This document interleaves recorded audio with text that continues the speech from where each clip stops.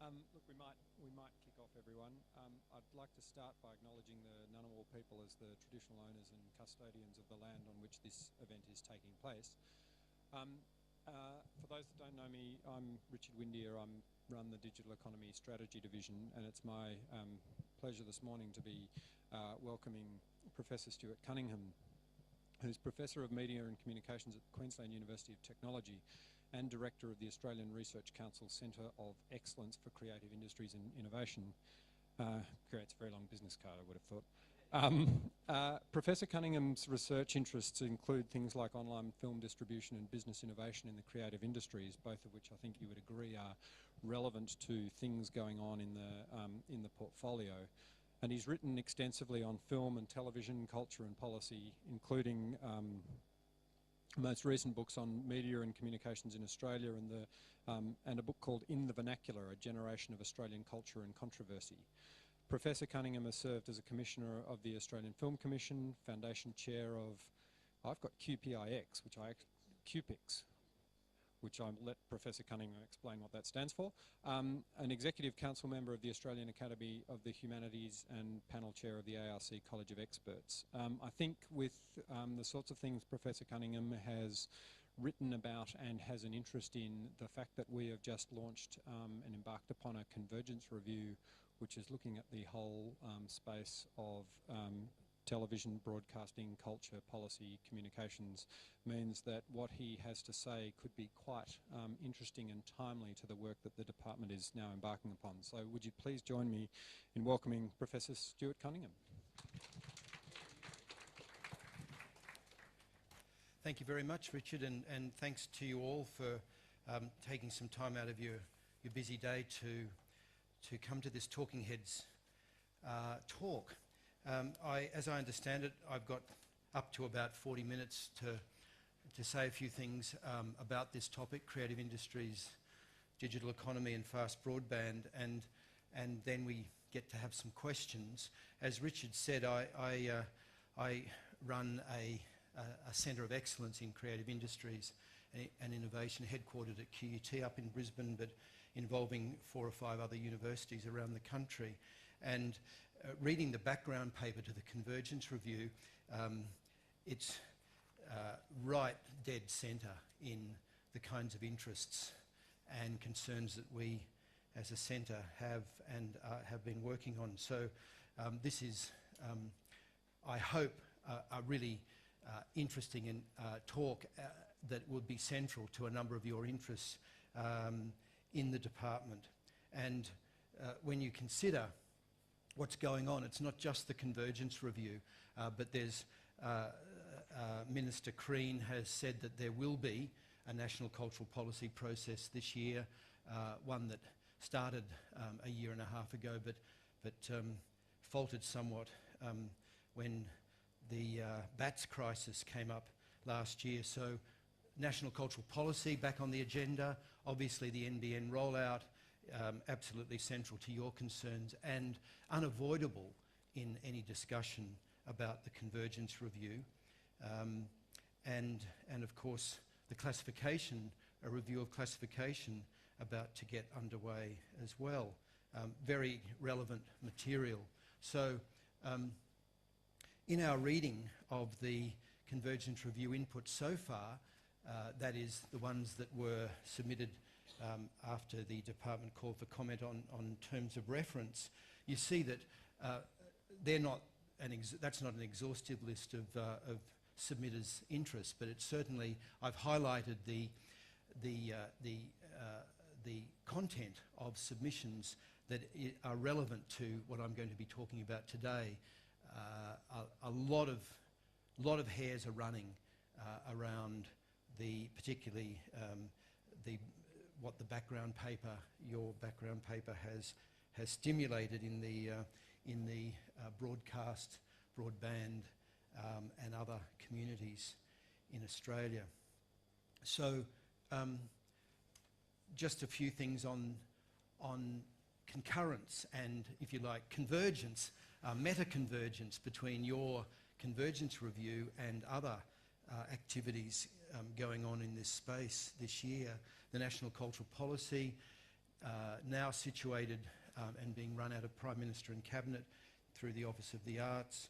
There's obviously a good chance of effective coordination when it's being coordinated out of PMNC, and so I would imagine your department, along with the Innovation Department, along with Education, and of course the Office of the Arts, and the confluence of Minister Crean's interests between arts and regions. All of these will be pulled into some kind of alignment, I would expect this year. Now, I'm going to be talking about content creation, the creative industries, but mostly the screen sector, content creation under conditions of convergence, all of which are relevant to these kinds of policy processes, and hopefully engage you on some of the both immediate and obvious, the kind of known knowns, if I can quote a late and probably unlamented senior figure in the previous Bush administration, the known knowns, but we might also be moving towards some of the known unknowns and the unknown unknowns in this talk. So hang with me, I hope. So the first thing I'd like to say is that the content industry start well behind the 8 ball around the question, particularly of NBN and the question of fast broadband. There's been a lot of emphasis. Obviously, your minister is responsible, and your minister has been very much right up there in seeking to educate the public about the benefits of broadband. There's been a great emphasis on what you could call the publicly supported services that fast broadband will make possible. E-health, e-education, e-government, and so on. Now, I've got absolutely nothing against any of these extremely worthy and extremely potentially innovative services that will run on fast broadband in this country. But no one can deny that they will be niche services in terms of the total volume of traffic and activity on in a fast broadband environment. And for that reason, I want to introduce you, and you're probably well aware of this and better than me, but I've found Trevor Barr's typology of the 3 kinds of services that we're likely to see on fast broadband a helpful typology. And you'll find that that's the source from which I derive it. Publicly supported services, unmanaged services, and managed services. And so I'm going to talk a little about where the creative, the screen sector, content creation fits in to those 3 sets. And the principal problem from a policy point of view about, in my belief, about content and these 3 types of services is that they exist crucially across all 3. Content creation is a significant part of all 3, and it makes it particularly because the kind of content that is being created or could be created across these 3 types of services are often seen as contradictory. They're often seen as in conflict with each other, and I'll explain what I mean by that. Principally issues around user-generated versus copyright industry concerns. That's the usual contradiction that's usually pointed to. It points to difficult policy territory. So a few more comments then about publicly supported services. As I say, e-health, e-government, e-education, you know these very well. No doubt they will use these services as they develop, will use the expertise of the creative sector to enable effective e-environments. There's no question there will be opportunity there for the creative sector, but what I want to stress just today is the degree to which the major public broadcasters, or the 2 public broadcasters in this country, the ABC and SBS, which are themselves the single biggest outlay by the Australian government in the creative sector, how far they already play a significant role in educating, engaging the public around the benefits of broadband. It's worth reflecting for a minute on the degree to which the ABC in particular, 10 years ago, probably thought of as a bit mouldy, a bit auntie-ish, a bit off the pace. You would be, I think, it would be reasonable to say that the way in which the ABC has improved its position vis-a-vis providing innovation in the broadcasting and broadband environment has been a hallmark of Mark Scott's time as MD in the ABC. And it really connects with a lot of research findings and more the reality, I think, that old media and new media are much more interdependent than we probably thought of for quite some time. This has been really driven home to us up there in the Queensland floods in January. Social media and major government departments and agencies, the Queensland Police Force,